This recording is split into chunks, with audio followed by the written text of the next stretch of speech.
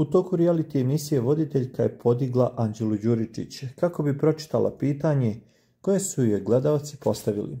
Šta ćeš sad kad si izgubila opkladu koju je presekao Snoopy? Glasilo je pitanje misleći na momenat kada se Anđela kladila sa Gastuzom da nikada neće biti njegova devojka. Kao što je poznato, oni su uplovili u emotivni odnos koji su još nisu priznali svojim cimerima, a ukućani, ne znajući za detalje opklade, ostali su u čudu. Jesam, ako se sećam, rekla je ona sa osmehom na licu. Nije još, dodao je Gastuz. Jesam, kako nisam, to nije gubitak, to je i moj i njegov dobitak. Možda sam se kladila jer sam znala da ću da izgubim, poručila je Anđela Đuričić.